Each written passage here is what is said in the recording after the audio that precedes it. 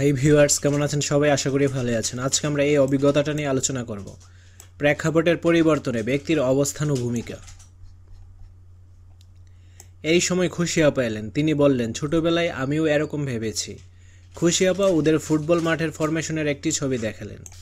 এখানে এক দলের খেলোয়াড়দের পজিশন সাজানো হয়েছে।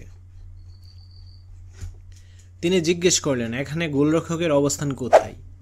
আনাই জবাব দিল, গোলরক্ষকের অবস্থান নিজেদের গোলপোস্টের সামনে। খুশি আপা বললেন, আর সেন্টার ফরওয়ার্ডের অবস্থান কোথায়? হাসনা বলল, সেন্টার ফরওয়ার্ডের অবস্থান বিপক্ষ দলের গোলপোস্টের কাছে। খুশি আপা বললেন, চমৎকার।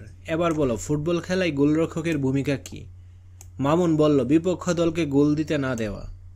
বাহ, সেন্টার ফরওয়ার্ডের ভূমিকা কি বলো তো? খুশি আপা আবার প্রশ্ন করলেন। মাহবুব বললেন, প্রতিপক্ষের জালে গোল দেওয়া। এবারে খুশি আপা বললেন, যদি এমন হয়, খেলার সময় এরা যার যার অবস্থানে থাকলো ঠিকই, কিন্তু হঠাৎ গোলরক্ষকের মনে হলো আর কত গোল ঠেকাবে, এবার বরং একটা গোল দিই।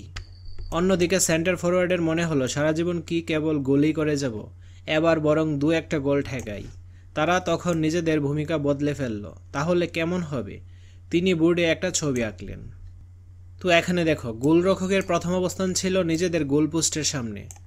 মূল ভূমিকা ছিল গোল দিতে বাধা দেওয়া। পরবর্তীত ভূমিকা পালন করছে গোল দেওয়া। সেন্টার ফরওয়ার্ড এর অবস্থান ছিল প্রতিপক্ষের গোলপোস্টের সামনে। মূল ভূমিকা ছিল গোল দেওয়া, কিন্তু পরবর্তীত ভূমিকা ছিল গোল দিতে বাধা দেওয়া। তারপর বললেন, আবার যদি অন্যরকম হয়, তারা দুজনেই ভাবল, এক জায়গায় আর কত খেলবো, যাই একটু অন্যদিকে খেলি। গোলরক্ষক আর সেন্টার ফরওয়ার্ড দুজনে দুজনার অবস্থান অদল বদল করলো, কিন্তু তাদের ভূমিকা ঠিক থাকলো। তাহলেই বা কি ঘটবে? তিনি আরও একটা ছবি আঁকলেন।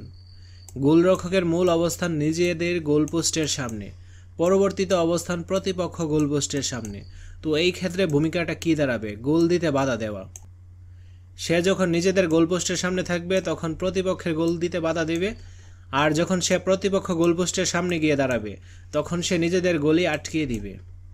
সেন্টার ফরওয়ার্ড মূল অবস্থান প্রতিপক্ষের গোলপোস্টের সামনে, পরবর্তীতে অবস্থান নিজেদের গোলপোস্টের সামনে। এই ক্ষেত্রে ভূমিকাটা হবে গোল দেওয়া। সে নিজেদের পোস্টেও গোল করবে এবং প্রতিপক্ষের পোস্টেও সে গোল করবে। ছক দুটি দেখে ওরা হেসে ফেলল। আদনান বলল, শুক্রবারের খেলায় যদি এরকম ঘটনা ঘটে তাহলে কি ভীষণ কাণ্ড হবে।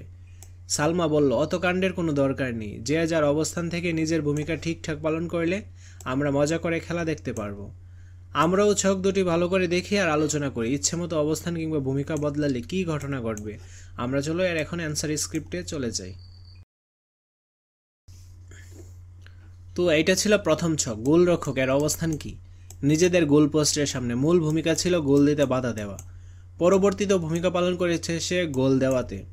সেন্টার ফরওয়ার্ডের অবস্থান প্রতিপক্ষের গোল পোস্টের সামনে। মূল ভূমিকা হচ্ছে গোল দেওয়া।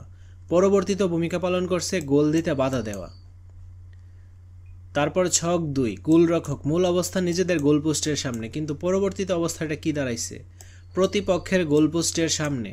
ভূমিকাটা ছিল কি? গোল দিতে বাধা দেওয়া। সেন্টার ফরওয়ার্ড মূল অবস্থান প্রতিপক্ষের গোলপোস্টের সামনে, পরবর্তীতে অবস্থায় সে নিজেদের গোলপোস্টের সামনে গিয়ে দাঁড়াইছে। তার ভূমিকাটা হলো গোল দেওয়া। তো আমরা এখন এর বিশ্লেষণটা দেখি। ফুটবল একটি জনপ্রিয় খেলা। এটি দুটি দলের মধ্যে খেলা হয় এবং প্রতিটি দলে 11 জন করে খেলোয়াড় থাকে। ছক দুটি লক্ষ্য করলে আমরা দেখতে পাই যে প্রথম ছকে গোলরক্ষক তার নিজের গোলপোস্টের সামনে অবস্থান করছে এবং প্রতিপক্ষ দলের গোল দিতে বাধা দিচ্ছে, কিন্তু তিনি যদি তার অবস্থান পরিবর্তন করে মাঠের অপর প্রান্তে খেলতে যান তবে তিনি প্রতিপক্ষ দলকে গোলও দিতে পারেন। ঠিক তেমনি একই দলের সেন্টার ফরওয়ার্ড মাঠের সামনের অংশে খেলেন। তিনি যদি তার অবস্থান পরিবর্তন করেন এবং মনে করেন তিনি গোল দিবেন না এবং প্রতিপক্ষ দলের গোল রুখে দিবেন, অর্থাৎ গোলরক্ষকের ভূমিকা পালন করেন, তবে তিনি প্রতিপক্ষ দলকে গোল দিতে বাধা দিবেন।